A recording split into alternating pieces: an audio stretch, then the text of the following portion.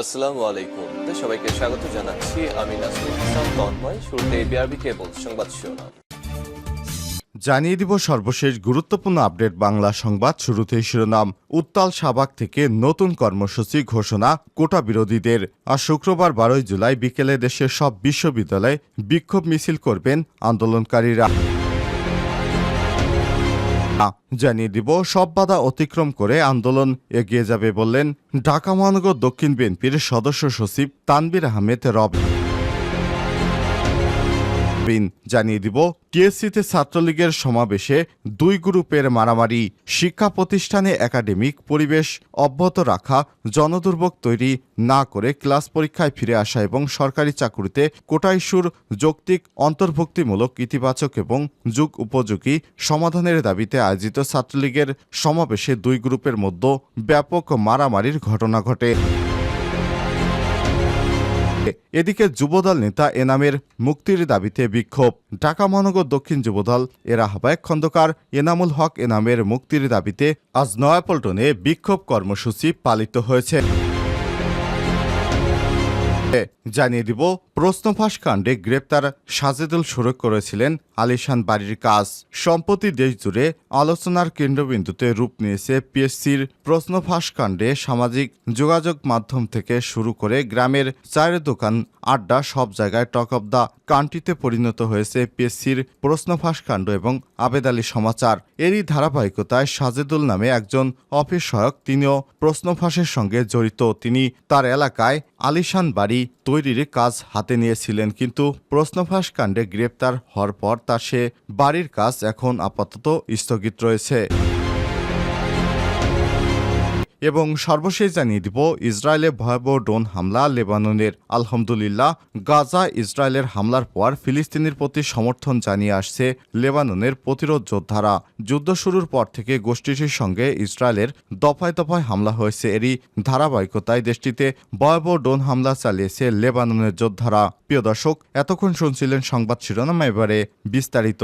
তবে তার আগে বন্ধুরা, অনুরোধ থাকবে এই সংবাদটি আপনার ফেসবুক সোশ্যাল মিডিয়ায় শেয়ার করে বন্ধুদের দেখার সুযোগ করে দিন। আর জানিয়ে দিন কোন স্থান থেকে আমাদের সংবাদটি দেখছেন এবং শুনছেন। আর চ্যানেলে নতুন হয়ে থাকলে ভিডিওটি দেখতে দেখতে চ্যানেলটি সাবস্ক্রাইব করে রাখুন।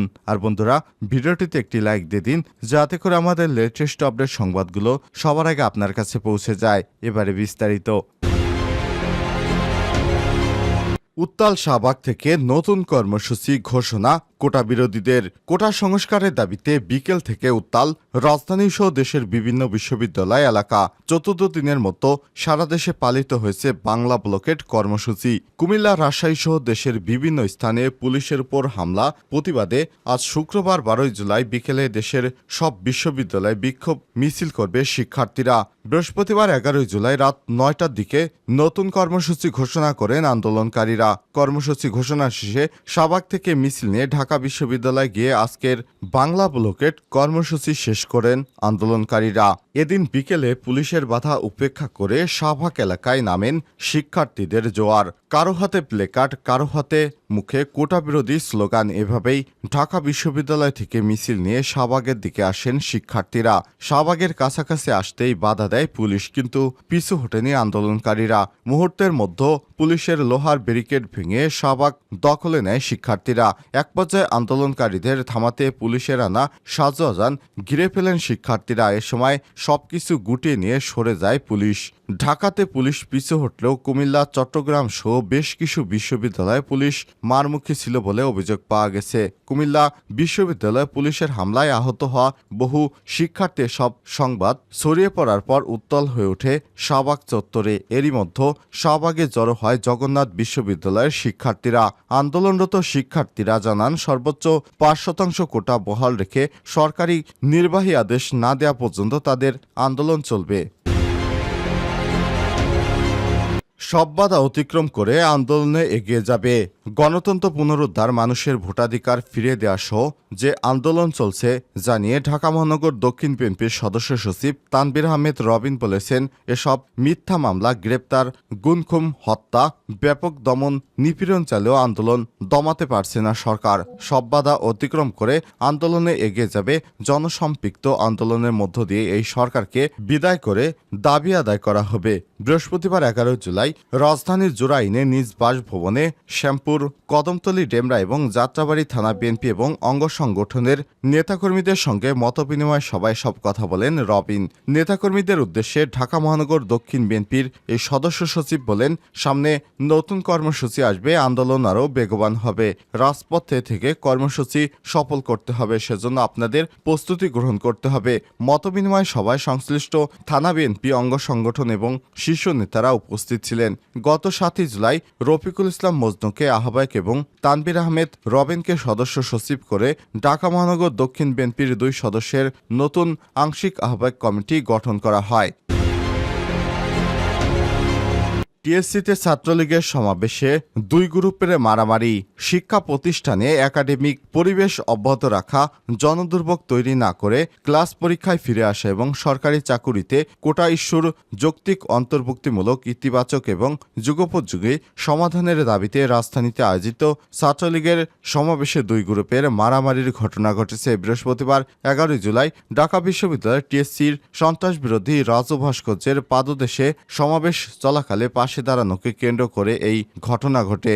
জানা গেছে, ঢাকা বিশ্ববিদ্যালয় ছাত্রলীগের সাধারণ সম্পাদক তানভীর হাসান সৈকতের অনুসারী নেতাকর্মী এবং ঢাকা মহানগর দক্ষিণের সাধারণ সম্পাদক সজল কুণ্ডুর নেতাকর্মীদের মধ্যে এই মারামারি হয়। পরে ঢাকা বিশ্ববিদ্যালয় ছাত্রলীগের সভাপতি মাজহারুল কবির শয়ন এবং সাধারণ সম্পাদক সৈকতের হস্তক্ষেপে পরিস্থিতি শান্ত হয়।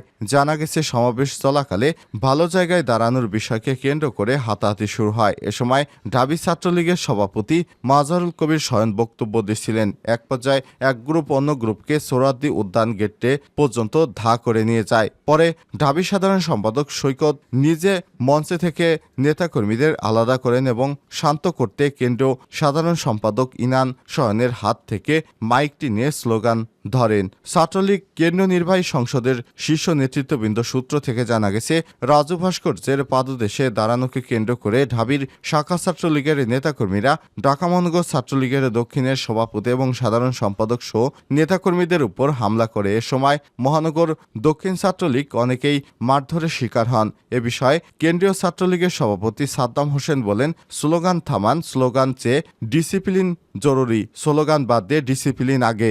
আর সেই ডিসিপ্লিনের কি অবস্থা সেটা আমরা দেখেছি। সংগঠনের ডিসিপ্লিন না মানলে আমরা সময় মতো ব্যবস্থা নেব। সংগঠন কারো মারামারি বা বাড়ির আবদার নয়, আমরা খোঁজ রাখছি, কাউকে ছাড় দেওয়া হবে না। যুবদল নেতা এনামের মুক্তির দাবিতে বিক্ষোভ। ঢাকা মহানগর দক্ষিণ যুবদলের আহ্বায়ক খন্দকার এনামুল হক এনামের মুক্তির দাবিতে বিক্ষোভ মিছিল অনুষ্ঠিত হয়েছে। বৃহস্পতিবার 11 জুলাই সন্ধ্যা 6টার দিকে নয়াপল্টনে বিএনপির কেন্দ্রীয় কার্যালয়ের সামনে সড়কে পল্টন থানা যুবদলের উদ্যোগে এই মিছিল বের করা হয়। প্রসঙ্গত, রাজধানীর পল্টন থানা 4 মামলায় দণ্ডিত যুবদল ঢাকা মহানগর দক্ষিণের আহ্বায়ক খন্দকার এনামুল হক এনাম গত 11 জুন আইনজীবীর মাধ্যমে বিচারিক আদালতে আত্মসমর্পণ করে জামিন আবেদন করেন। আদালত শুনানি শেষে তাকে কারাগারে পাঠানোর আদেশ দেয়। এরপর থেকে কারাগারে রয়েছে এনাম। প্রশ্নফাঁস কাণ্ডে গ্রেপ্তার সাজেদুল শুরু করেছিলেন আলিশান বাড়ির কাজ। সম্প্রতি দেশজুড়ে আলোচনার কেন্দ্রবিন্দুতে রূপ নিয়েছে পিএসসির প্রশ্নফাঁস কাণ্ড। সামাজিক যোগাযোগ মাধ্যম থেকে শুরু করে গ্রামের চায়ের দোকানের আড্ডা, সব জায়গায় টক অব দ্য কান্ট্রিতে পরিণত হয়েছে পিএসসির প্রশ্নফাঁস কাণ্ড এবং আবেদ আলীর সমাচার।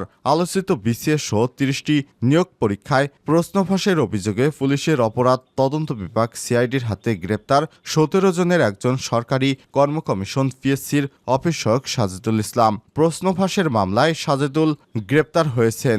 সাজেদুল ইসলামের মধ্যম চরবাটা গ্রামে গিয়ে দেখা যায় বাড়ির পৈতৃক একটি পুরনো টিনের ঘর ছাড়া তেমন কিছু নেই। বাড়ির বাসিন্দা সাজেদুলের মামা আবুল হাশেম বলেছেন, সাজেদুলের বাবা শামসুল আলম মারা গেছেন। আরও প্রায় 5 বছর আগে তিনি একটি সরকারি অফিসের গাড়ি চালক ছিলেন, তবে কোন অফিসে তা জানাতে পারেননি তিনি। পরিবার নিয়ে ঢাকায় থাকতেন তিনি। মাঝে মাঝে মধ্যে বাড়িতে আসতো। গ্রামে খুব বেশি সয় সম্পদ নেই সাজেদুলের। সাজেদুল বাড়িতে ছাড়া আর 5 থেকে 6টি পরিবারে বসবাস করে তার বাড়িতে। তাদের পুরনো ঘরে তার মামাতো ভাই পরিবার নিয়ে থাকে। কয়েক বছর আগে সাজেদুল বাড়ি থেকে কয়েকশো গজ দূরে রবির দোকান নামক এলাকায় এক প্রকার জমিতে পৃথক বাড়ি করার জন্য মাটি ভরাট করেছেন। তিনি সেখানে তার আলিশান বাড়ি করার কথা ছিল। রোজার ঈদের পর ওই জমির চারপাশে সীমানা প্রাচীর নির্মাণেও কাজ শুরু করেছিলেন তিনি। ওই নতুন বাড়িতে গিয়ে দেখা যায় 1 একরের মতো জায়গা জুড়ে মাটি ভরাট করে বাড়ির জন্য প্রস্তুত করেছেন। বাড়ির উত্তর পাশে সীমানা প্রাচীর নির্মাণ প্রায় শেষ পর্যায়ে। বাড়ির সামনে স্তূপ করে রাখা আছে ইট বালু সহ বিভিন্ন নির্মাণ সামগ্রী।